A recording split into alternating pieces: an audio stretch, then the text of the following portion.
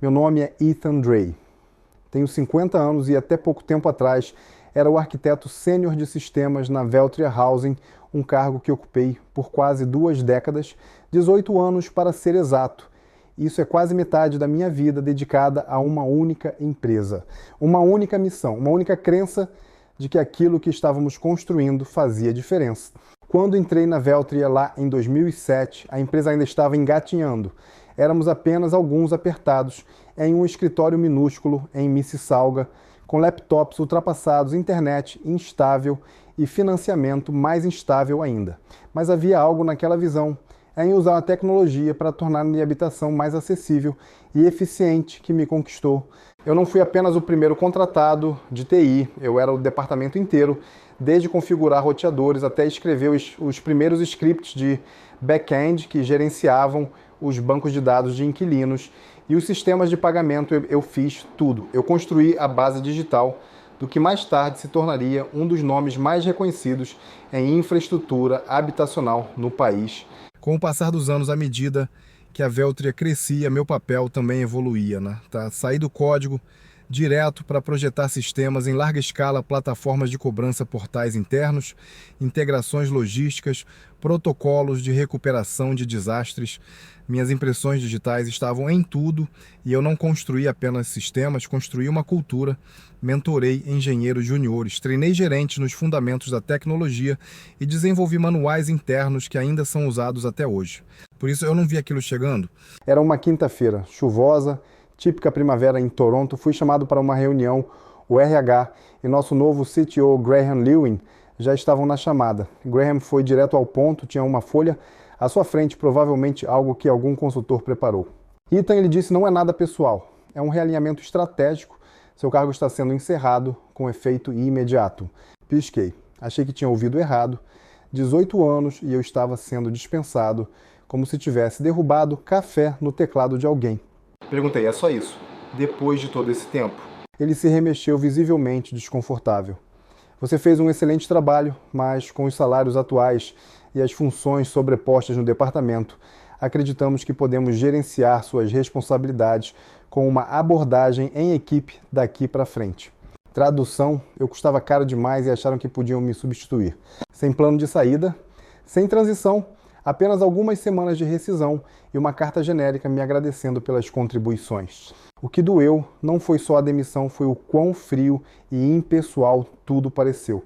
Como se eu nunca tivesse sido mais do que uma linha em uma planilha. Eles não me enxergaram, não lembraram que fui eu quem manteve os servidores vivos durante aquele apagão gigante em 2012. Ou que eu impedi pessoalmente um ataque de ransomware que poderia ter comprometido mais de 200 mil registros de inquilinos, ou que trabalhei 36 horas seguidas para corrigir uma falha crítica durante uma migração de plataforma. Para eles eu era apenas infraestrutura legada de alto custo, depois que saí claro que surgiram problemas. Erros de sistema que eu já havia alertado, bugs de integração que mais ninguém sabia resolver. O Graham até entrou em contato algumas vezes com perguntas rápidas. Eu olhava para os e-mails dele e pensava nas incontáveis noites que entreguei àquela empresa, mas não respondi. Não era por rancor, era por limite.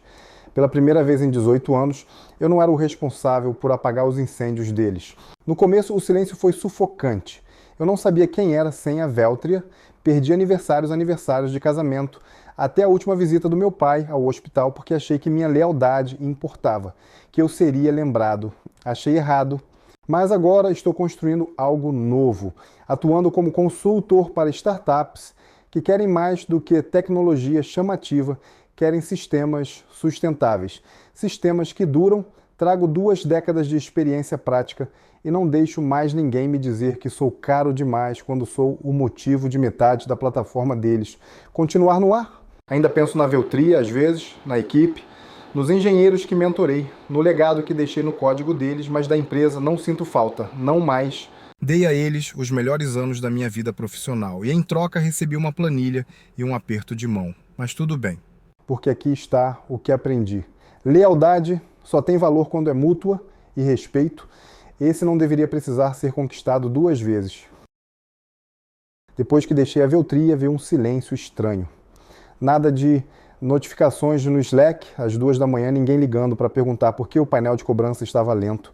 Mas eu sabia que aquilo não ia durar muito. Cerca de 3 semanas depois de ter saído pelas portas de vidro pela última vez, recebi uma notificação no LinkedIn. Bem-vindos, Liane e Devansh, à equipe de tecnologia da Veltria 2 Contratações, um título com analistas de sistemas. Cliquei nos 2 perfis, recém-formados, nenhuma experiência prévia com infraestrutura empresarial, nenhuma bagagem sólida em arquitetura de nuvem.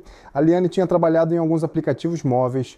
O Devansh tinha acabado de sair de um estágio em DevOps. E foi aí que caiu a ficha. Eles não apenas me substituíram, tentaram me dividir ao meio. Eu nem fiquei com raiva, pelo menos não de imediato, só triste. Triste porque passei 18 anos projetando uma casa com portas escondidas, fiação secreta, encanamento personalizado, metaforicamente falando, e agora 2 pessoas com plantas desenhadas em guardanapos receberam as chaves e ouviram se virem. O sistema que eu criei não era chamativo, mas era complexo. Anos de correções, ajustes para casos extremos, soluções de emergência, migrações de legado para o moderno. Documentei o máximo que pude ao longo dos anos, claro, mas sempre existiram partes que só viviam na minha cabeça. Pequenas particularidades que nunca tive tempo de formalizar. Uma rotina de segurança que só era acionada sob picos de uso específicos, um protocolo redundante de failover escondido fundo no gateway da API. Um mês depois, ouvi do Javier, um dos últimos engenheiros em quem realmente confiava na Veltria. Ele me mandou uma mensagem numa noite. Ei, desculpa incomodar, mas você lembra por que definimos o threshold de escalonamento automático em 72% nos clusters de containers Liane e o Devansh estão tentando subir para 85% e o balanceador de carga está travando. Eu ri, não por despeito, mas por incredulidade. Na verdade, eu tinha documentado isso num aviso chamado Leia isso antes de mexer no cluster, arquivado no nosso Confluence interno. Pelo visto, pularam essa parte. Não respondi ao Javier. Queria responder, Deus sabe que queria, mas ajudar agora só validaria o que a Veltria fez. Eles não valorizavam a mim, valorizavam uma versão minha que custava menos. Então foi isso que receberam. As notícias começaram a circular. O portal de inquilinos saiu do ar durante um ciclo de pagamentos no fim de semana. Milhares de transações não processadas e os inquilinos enchendo a central de suporte de ligações. Na mesma semana, o acesso ao sistema foi revogado por engano para 3 gerentes regionais. Logins internos apagados. O RH teve que correr com planilhas impressas papel em pleno 2025. Alguns dos meus ex-colegas me mandaram mensagem. A maioria evitava mencionar os novos contratados diretamente, mas o tom era sempre o mesmo: arrependimento, frustração, exaustão. Depois descobri que estavam tentando fazer engenharia reversa de partes do back-end, que escrevi em 2013. Por quê? Porque não entendiam totalmente as atualizações modulares que construí por cima daquilo. E porque entenderiam o sistema nunca foi feito para ser aprendido da noite para o dia ou lendo documentação como se fosse thread do Reddit. Mas o golpe final, o Graham, o mesmo CTO que sorriu enquanto me entregava a carta de rescisão, começou a vasculhar meu GitHub. Percebi porque ainda tinha os dados de acesso ativados em um dos projetos arquivados que criei na Veltria. De repente, comecei a receber acessos de Toronto, Ontário, com IP vinculado a uma VPN corporativa. Ele estava atrás de pistas. Em algum momento, começaram a reabrir meus tickets antigos no Gira, até criaram um tópico interno chamado Reavaliando a camada de automação do Ethan. Alguém me encaminhou anonimamente. Os comentários eram cruéis, mistura de confusão e passivo-agressividade. Por que ele fez assim? Tem como simplificar essa lógica? Será que não é melhor refazer tudo do zero? Boa sorte para eles.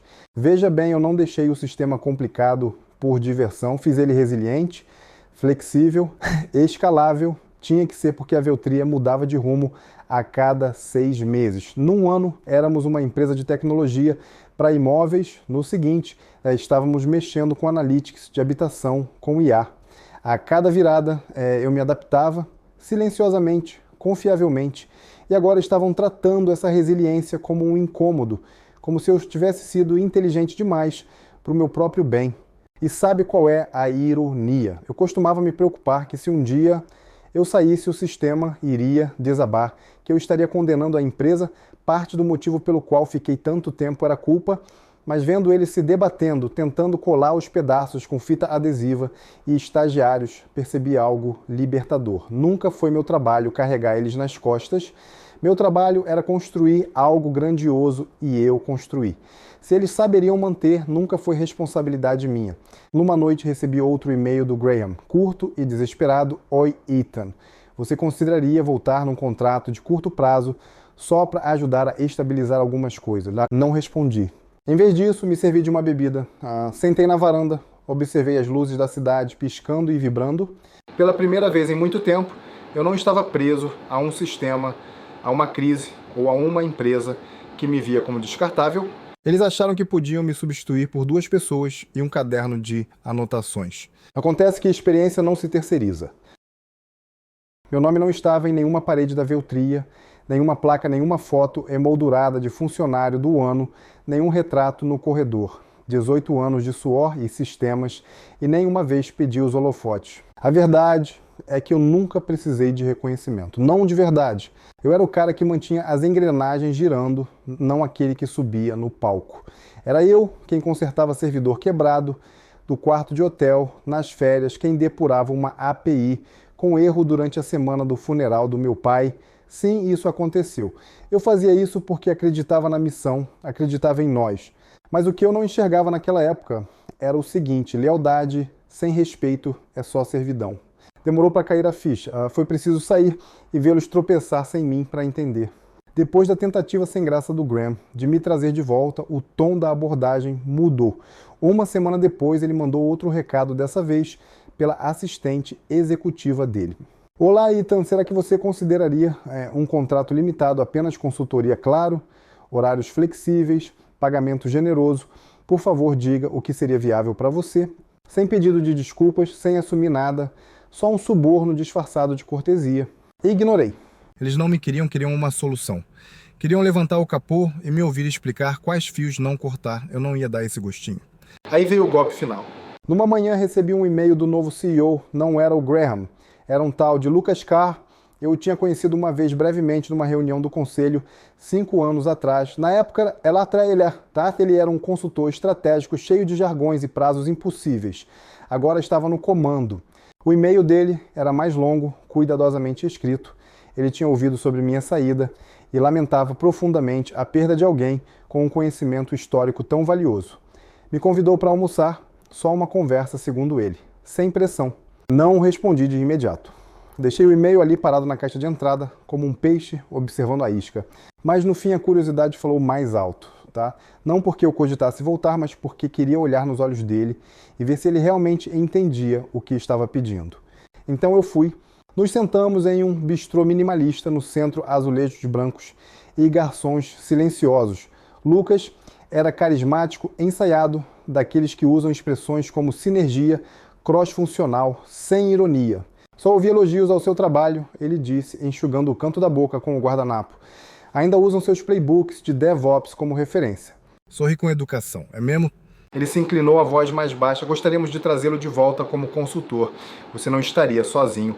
Orientaria a nova equipe. Só nos ajudaria a reconstruir o conhecimento institucional que sinceramente saiu pela porta com você.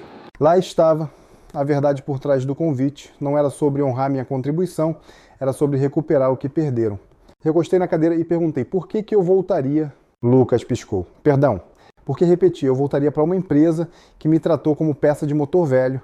Vocês me substituíram sem pensar 2 vezes. Entregaram o trabalho da minha vida para 2 novatos com currículos bonitinhos. E agora que a máquina quebrou, querem o mecânico original. A mandíbula dele travou. Não posso falar pelas decisões antes de eu assumir. Talvez não respondi. Mas agora você vive com elas. Ele tentou salvar a conversa, ofereceu um valor absurdo pela consultoria, até sugeriu um cargo executivo inventado, diretor de legado técnico ou algo assim. Ouvi tudo. Depois me levantei, apertei a mão dele e fui embora. Porque ali naquele momento entendi uma coisa que todo construtor, todo colaborador, silencioso, todo gênio, ignorado, um dia vai perceber. Ser indispensável não significa que vão te manter. Significa que vão entrar em pânico quando você for embora.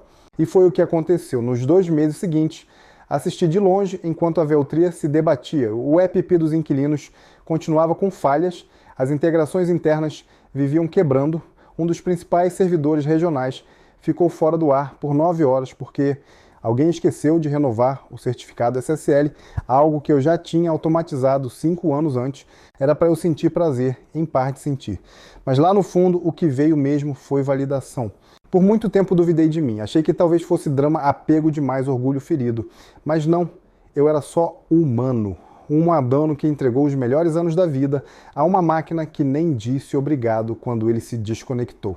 O que eu queria não era aplauso, era reconhecimento. Uma frase simples e honesta: você fez a diferença. Você nos tornou melhores. E agora eu tinha isso não em palavras, mas na ausência, tá? Nos erros, nos e-mails desesperados e nas postagens no LinkedIn. Eu fiz a diferença, tá? Tornei eles melhores. Eles só perceberam isso quando eu já tinha ido embora. Não conto essa história por pena. Conto para os outros itens por aí, os trabalhadores silenciosos, as mentes de bastidor, os que não correm atrás de cargos, mas de excelência. Se esse é você, escute com atenção. Não espere ser demitido para reconhecer o seu valor. Não confunda silêncio com gratidão. Não ache que só porque a roda gira, a empresa sabe quem está pedalando. Respeito não é só sobre reconhecimento. É sobre como te tratam antes do barco começar a afundar. Saí daquele almoço mais leve.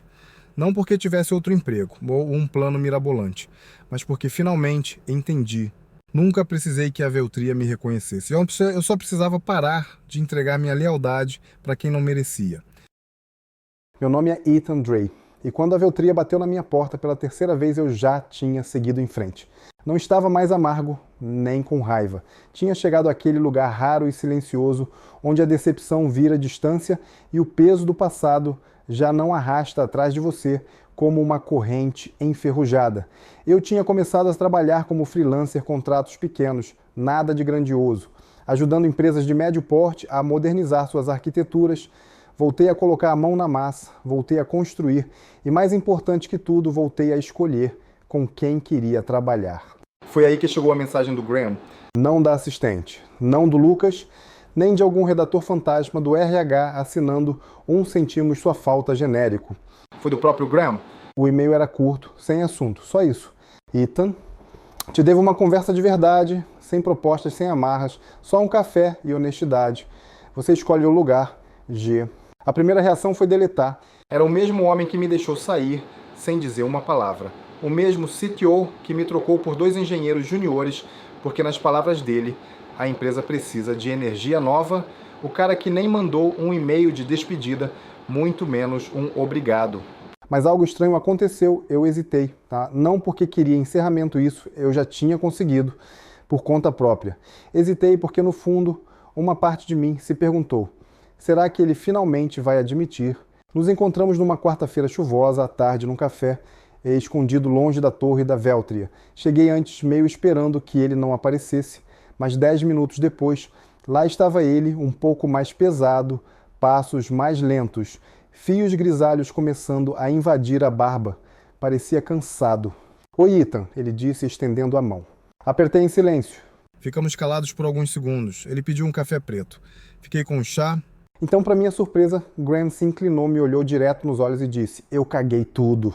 Não nós, não a empresa, só eu. Errei em tudo, continuou. Na sua saída, na substituição, em como ignoramos tudo o que você construiu. Deixei o conselho me pressionar por mudanças rápidas. Achei que podia modernizar o departamento trazendo gente mais jovem, ferramentas novas. Me convenci de que poderíamos reconstruir do zero o que você levou anos para montar. Fiquei em silêncio, só ouvindo. Sabe o pior, ele disse.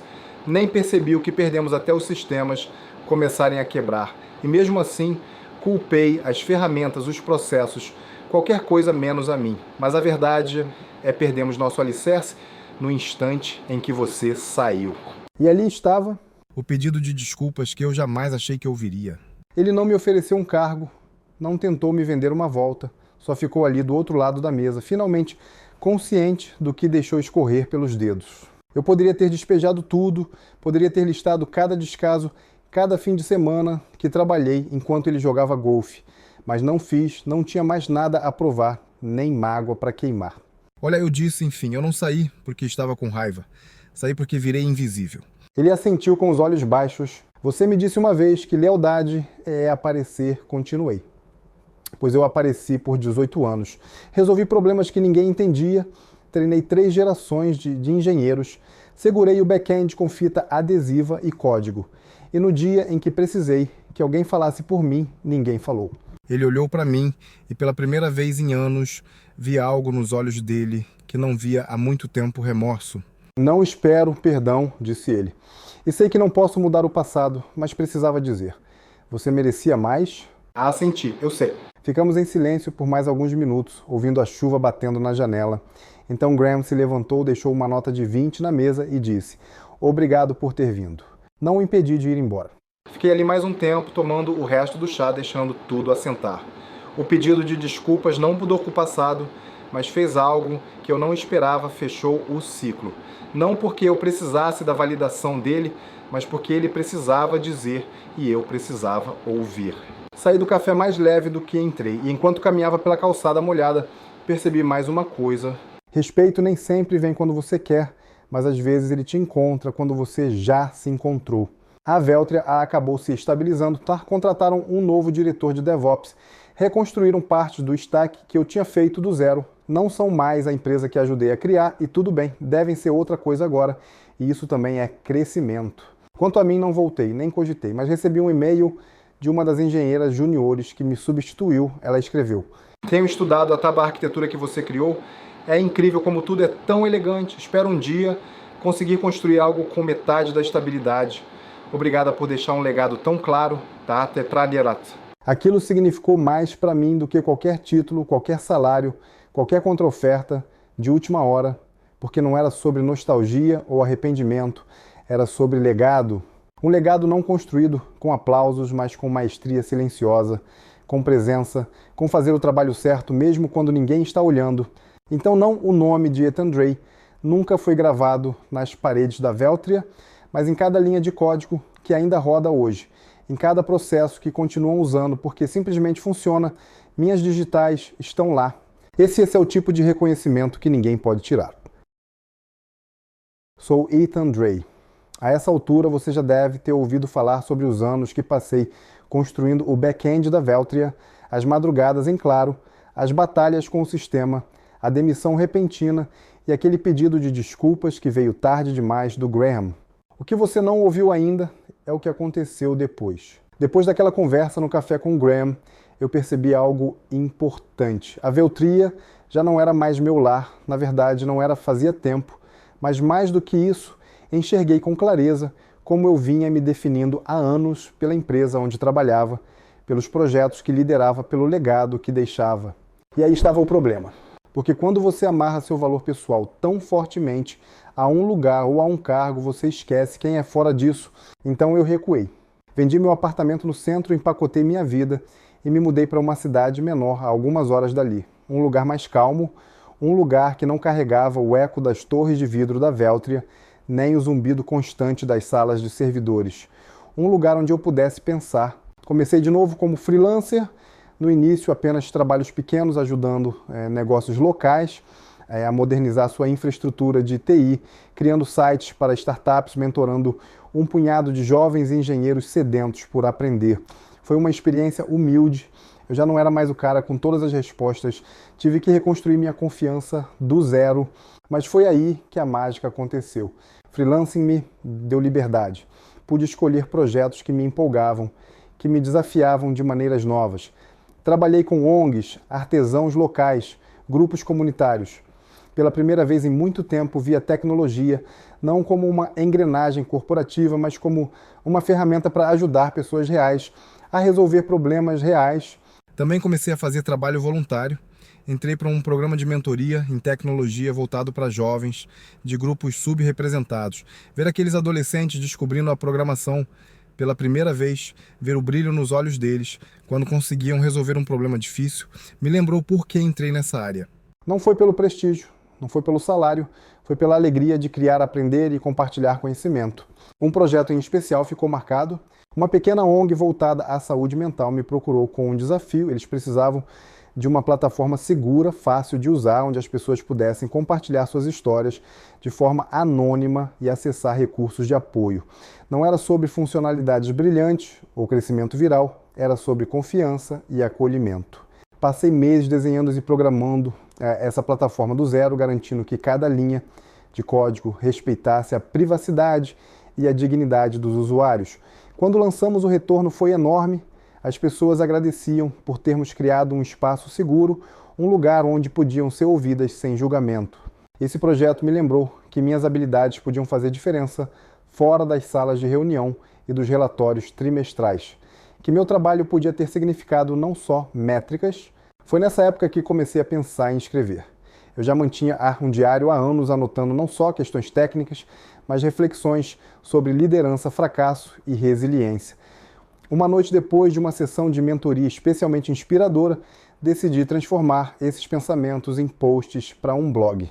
Compartilhei histórias sobre os erros que cometi, as lições que aprendi e as pessoas que me marcaram. Escrevi sobre lealdade não como obediência cega, mas como um compromisso com valores, com integridade, com crescimento. O blog começou a ganhar visibilidade. Outros engenheiros, gerentes e até CEOs começaram a entrar em contato. Alguns buscavam conselhos, outros só queriam dizer obrigado por ser honesto. Essa honestidade mudou algo dentro de mim, me conectou a uma comunidade que valoriza mais a transparência do que o ego, mais a colaboração do que a competição. Com o tempo, fui convidado a palestrar em conferências e workshops, não como representante da Veltria ou de alguma gigante do setor, mas como Ethan Drey, um homem que viveu os altos e baixos de uma carreira longa e saiu dela com histórias que valem a pena ser contadas. Ao subir naqueles palcos, percebi o quanto eu tinha evoluído. De alguém invisível e subestimado, me tornei mentor, defensor, referência. Não porque voltei a uma sala de diretoria, mas porque abracei a vulnerabilidade e a autenticidade. Um dia uma ex-colega da Veltria me procurou. Li seu blog, ela disse, mudou a forma como penso sobre liderança. Você toparia fazer uma consultoria com a minha nova startup? Isso abriu um novo capítulo, ajudar startups a construir sistemas éticos e escaláveis desde o início, guiar fundadores a priorizar pessoas antes dos lucros, ensinar engenheiros a encontrar orgulho não só no código, mas na cultura. E durante todo esse tempo mantive uma promessa silenciosa a mim mesmo, nunca esquecer porque me apaixonei por tecnologia. Hoje, olhando para trás, não me arrependo de ter saído da Veltria. Perder aquele capítulo foi doloroso, mas também foi necessário, porque me obrigou a encontrar a mim mesmo. Não o homem definido pelo nome de uma empresa ou por um cargo num cartão de visitas, mas o homem que aparece todo dia pronto para aprender, ensinar e criar com propósito. Esse é o legado do qual eu me orgulho agora. Não as linhas de código rodando em algum servidor distante, mas o impacto que deixei na vida de pessoas reais, as conexões que construí, as histórias que compartilhei. Sou Ethan Drey e essa é minha história não de perda, mas de redescoberta. Se tem uma coisa que eu gostaria que você levasse disso tudo, é a seguinte: não importa para onde a vida te leve, seu valor não está preso a um emprego ou a uma empresa. Ele está na sua resiliência, na sua integridade e na coragem de continuar construindo, aconteça o que acontecer.